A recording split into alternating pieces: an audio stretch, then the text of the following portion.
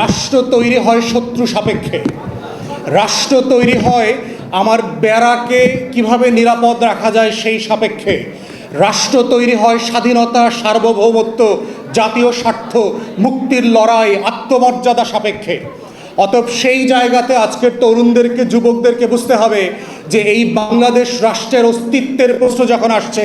আমার স্বাধীনতার লড়াইয়ের, আমার আজাদির লড়াইয়ে শত শত বছর ধরে কারা কারা এখানে শত্রু আকারে হাজির হয়েছিল, কারা এই মাটিতে নবাবী আমলে সেই স্বাধীন সুলতানকে পরাজিত করবার জন্য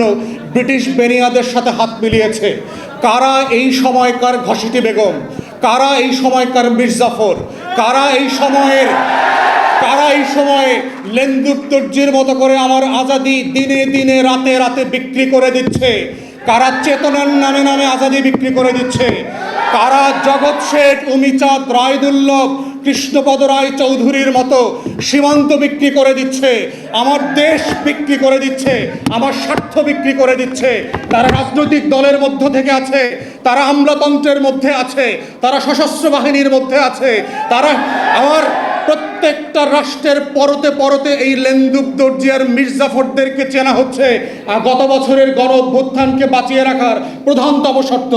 অতএব বাংলাদেশের এই সহযোদ্ধা তরুণ এবং যুবকদেরকে বুঝতে হবে, এই রাষ্ট্রটাকে যদি পুনর্গঠন করতে হয়, তরুণদের, যুবকদের স্বপ্ন বাস্তবায়নের রাষ্ট্র করতে হয়, সেই ঘাপটি মারা লেন্দুব দর্জি আর মির্জাফরদেরকে এক্সপোজ করা হচ্ছে আজকের যুব সম্মেলনের প্রধানতম ইস্তেহার হওয়া উচিত বলে আমি মনে করি।